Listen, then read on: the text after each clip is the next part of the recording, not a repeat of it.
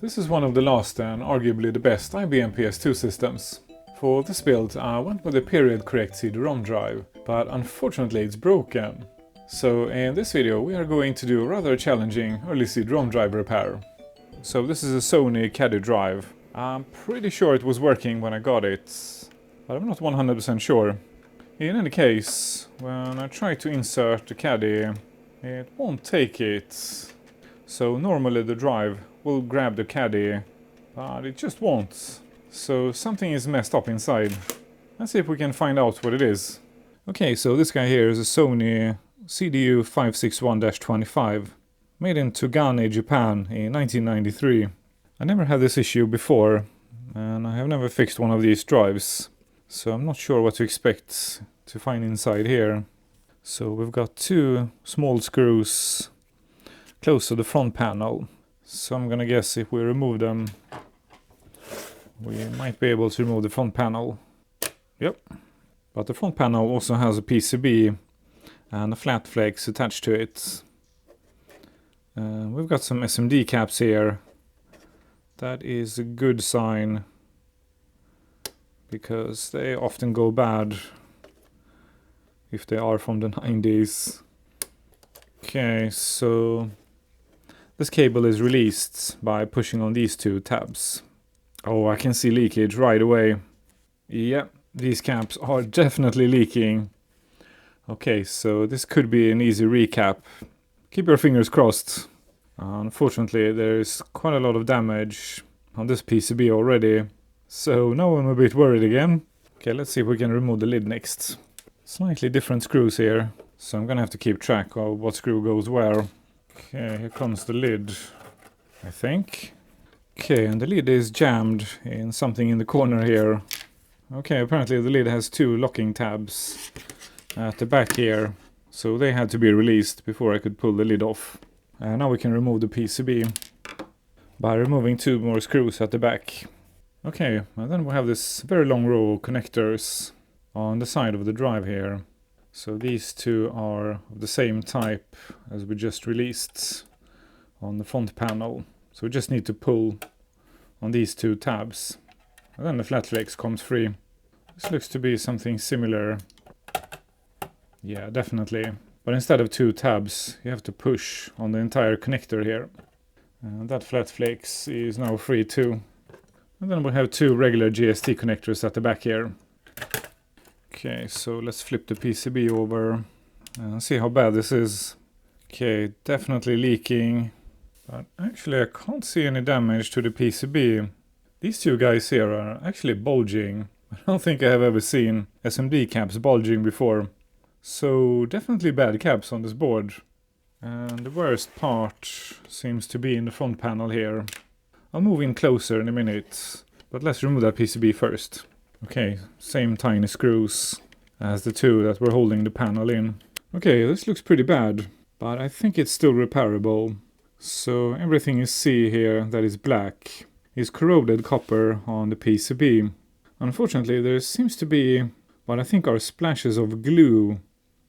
Oh no, this is liquid. Oh, are you kidding me? This is fresh cap juice. Unbelievable. So that is a first.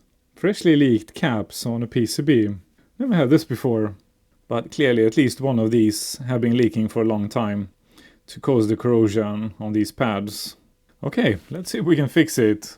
I'm gonna start by rinsing that fresh cap juice off, because it's going to smell really badly when it gets hot. And later I will wash this board, of course.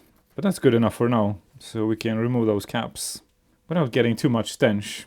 And we've got some sticky fresh cap juice on this side of the board too, and a very few small spots of corrosion. Okay, I think it's pretty wise to clean underneath the LED here. So let's start by removing that LED.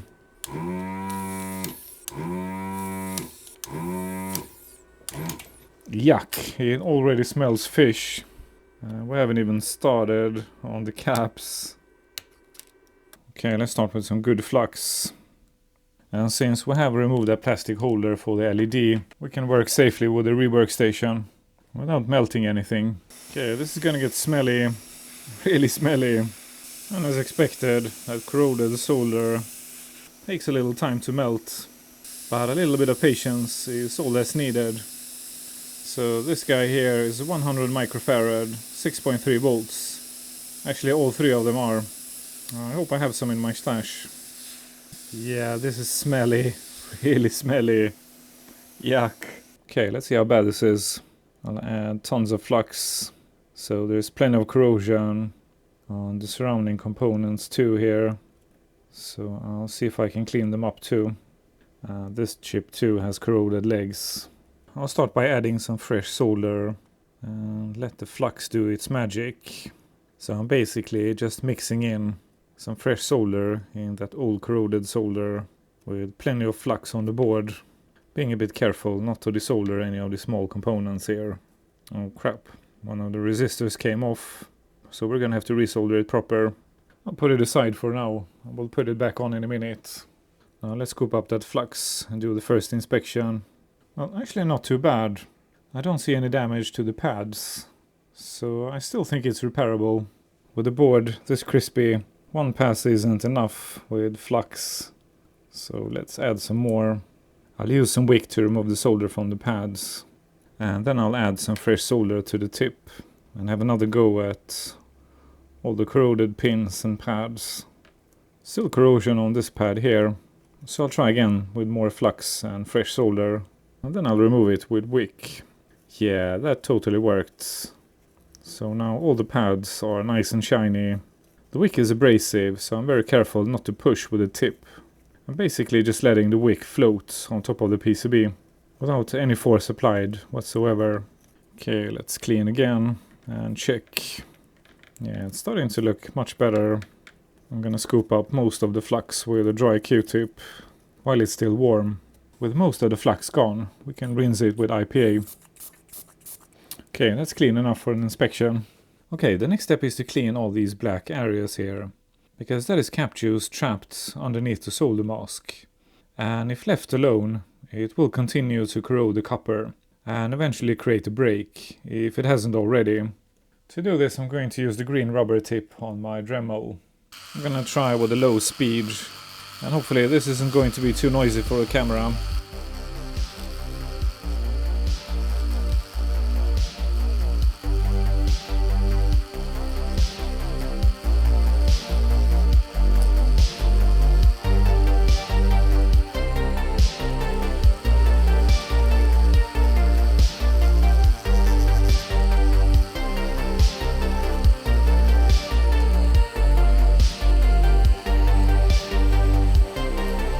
So this tip is abrasive enough to remove the solder mask, but not abrasive enough to remove the copper.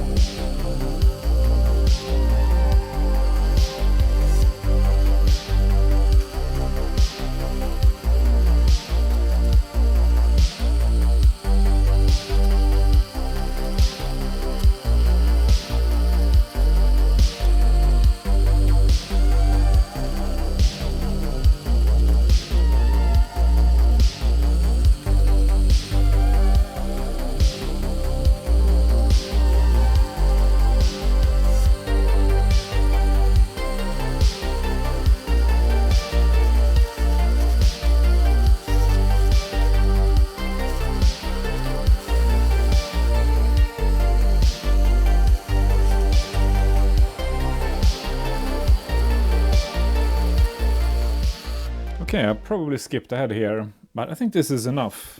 If you're really picky, you would remove all these components, and you would reapply the solder mask. But I'm not, so I'm just going to tin the bare copper.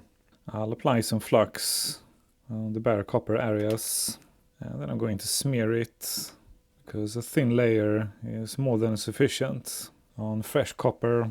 And then I'm going to use some fresh solder and cover all the bare copper. So bare copper corrodes very easily. That is why I apply some solder on top of it, because solder doesn't corrode easily. Tinning a board like this will create some bridges. So the final step is to remove the excess solder and get rid of any bridges. And I think we might have a break here. We'll inspect in a minute, but let's finish this off first. Okay, I think that's enough. So let's scoop up that flux and inspect that possible break. I'll clean with IPA next. Okay, I checked what I thought was a break here, but that was just more corrosion. So I cleaned it up and I resoldered that resistor that came off earlier. So we are ready for some fresh caps. I'll reapply some solder and then I'll install the cap and reflow that solder like so. And now we can solder the other side of all 3 caps. Since we don't have a solder mask, I'm gonna have to be careful so I don't bridge anything. And it's very easy to do. Oh damn, that stupid resistor came off again. Well, I'll just put it back on. Actually, I did get a bridge here. This is very easily done, because the traces are so close to each other. The solder easily finds its way to the next trace. So I'm just going to use some flux, reflow that solder. And that totally fixed it. Oh, I almost forgot to reinstall that LED. Okay, next we have the main PCB. And luckily I can't see any significant corrosion. So this board was much luckier than the front panel.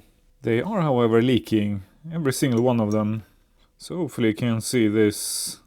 It is completely dried up though. So no fresh cap juice like on the front panel.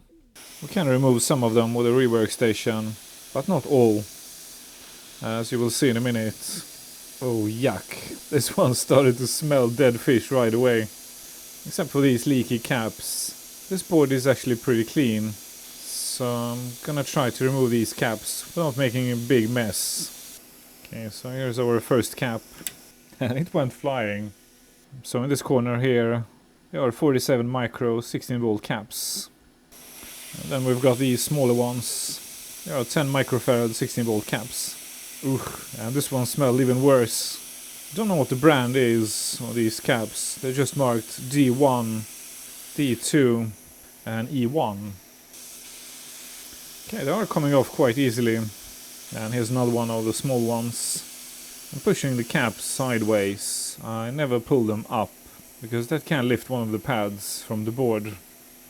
On the other side of the board, we've got 4 caps, and they are 100 microfarad 6 volt caps. Only marked E1. Now this cap here is making bubbles. So it's actually leaking. And another one of the stupid resistors came off. So I'm gonna have to continue with a different method, because some of the resistors here and plastic parts are too close to the remaining caps. I'm gonna put this resistor back on right away. I'll just add a blob of flux. Put that tiny little resistor back on its pads. Add a big blob of solder on the tip. And while holding the resistor down, I'm just going to reflow it. I'll turn the PCB around and reflow the other side too. Okay, resistor back on the board. I'll try not to remove any more of those. To make it easier to remove the remaining caps, I'm going to pull this EEPROM off the board. As you can see, we definitely can't use the rework station here, because that would melt the socket and these 2 plastic housings too. Instead I'm going to add some flux to the pads of these caps, and then I'm going to keep reapplying solder to these crusty pads here until I have managed to make them nice and shiny again. Let's do the other side. This sometimes takes several attempts, depending on how badly corroded the pins are. But eventually the fresh solder will mix with the old crusty solder. So as you can see, this cap is now moving. So that means we've got enough fresh solder to be able to remove this cap with some help from ChipQuick. So I'll reapply flux, heat up the pad, and then add a blob of ChipQuick. Let's add some ChipQuick on the side too. These pads are very small, so they won't take much ChipQuick, but enough to remove the cap.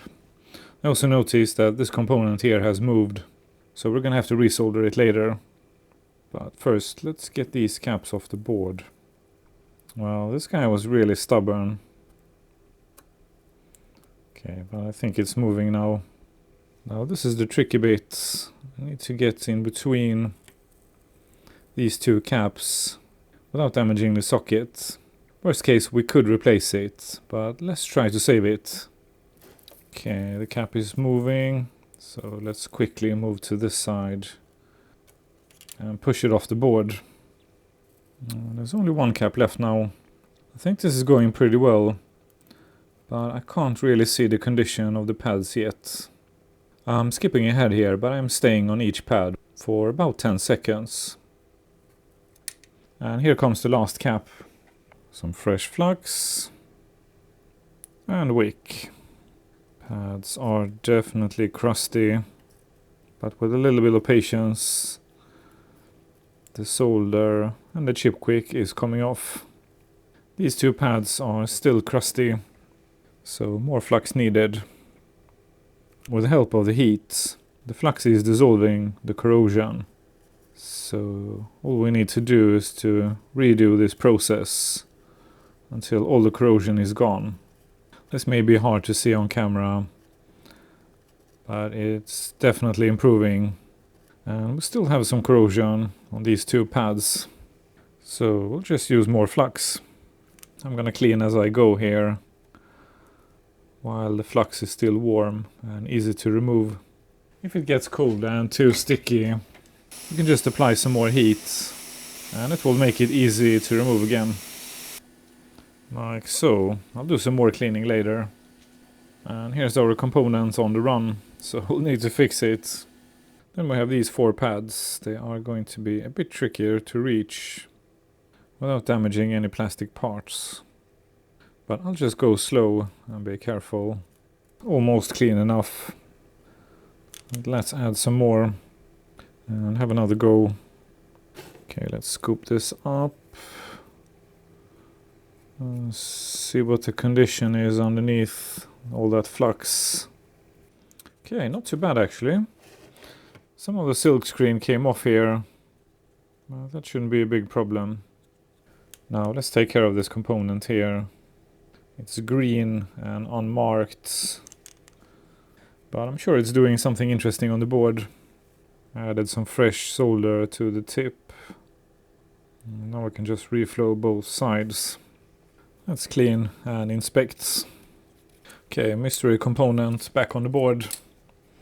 It's marked R427, so probably a 0-ohm resistor. I'll add some solder to this pad here and install a new cap. So these new caps are slightly smaller, so it should be a bit easier to solder, because the gap between these two caps are going to be a bit larger now. This side, of course, is easy to access. Okay, let's add some solder to this pad here. Okay, let's see if I can reach between the two caps without melting that socket. Yeah, that totally worked. Now I can solder the other side. These two should be pretty easy, so I'll skip ahead here. Okay, this side is done. Now let's move over to this side here. These pads here were unused. That's why they are so clean. But the remaining pads definitely need some cleaning before we move on. We also need to remove the old solder before we reinstall all the caps on this side of the board. So more flux and more wick. There's a tiny bit of corrosion on these pads, but a lot less than on the other side. And definitely a lot less than on the front panel. Let's not forget about this guy here. Okay, some more cleaning. These large caps are 47 micro 16 volt caps. They are easy, so I'll skip ahead here. And the remaining two caps are 10 microfarad 16 volt caps. Okay, all caps installed. And the board has been cleaned. So let's reinstall that EEPROM and test this drive out. Let's hope those leaky caps didn't cause any more damage than this. Now to today's oh crap moment. because I just noticed there is a third PCB underneath the drive cage. Now let's hope it doesn't have any leaky SMD caps. Okay, to remove the drive cage, I think we need to release these springs, 2 on each side. So 2 on the front here, and 2 more at the back. So these could be interesting to reinstall later. Okay, I think that frees up the entire drive cage. The entire drive cage seems to be hanging in rubber grommets. So we need to bend the case slightly to pull that drive cage out. Okay, that was actually not too difficult. That's a pretty heavy assembly. And here's our third PCB. Actually, there is one more PCB at the back here, but it doesn't have any caps installed. Okay, we're in luck. By removing the drive cage, I was able to look underneath and check this PCB. And it doesn't seem to have any SMD caps. It does have 2 caps installed in this corner here, but they are regular caps, so they are probably fine. So I'm not going to remove this PCB, because we also have the motor installed on this PCB. And I'm a bit worried, if we remove this PCB we may have to adjust when we reinstall the motor. This is the first time I'm working on one of these drives, so I'm not sure. But if you do know, then obviously I'll be very interested to know, because eventually these regular caps are going to start leaking too. But they are probably fine for now. I can see one side of those caps through this gap here, and there are no signs of leakage. Okay, the drive partially reassembled and connected to the IBM. Let's turn it on and see what happens. Okay, the green LED came on. The IBM is posting and it boots without any errors. Okay, let's try to insert the caddy and see what happens. No, it still won't grab the caddy. So unfortunately we have more issues with this drive. I'm gonna try with a different caddy just to make sure that's not the issue. No, I just won't grab it. So something is still wrong here. Okay, I flipped the PCB over. Let's see if we can figure this out. So when we install the caddy, this arm here pushes on this door here and opens the caddy. If we turn it around, this is basically what it does. Then it moves further in and pushes on this arm here. And that pushes on this switch. So presumably this switch here tells the drive to grab the caddy, but it doesn't. And it's also mechanically stuck here. So it's not this arm here. So it's something on this side here. So we have a piece here that probably should move too, but it seems to be jammed. So let's take the drive apart again and see why this arm here is jammed. Okay, so this is how it works. When the caddy goes in the drive, it pushes on this bracket here. That switch will start a motor underneath here. And that motor has its own gearbox underneath here. And when it starts to turn, the piece that is blocking this arm is moving away. And the drive loads the caddy. Like so. So I guess we need to check the switch here. I'll push on it manually. Yeah, unfortunately that switch is working. So this must be something else.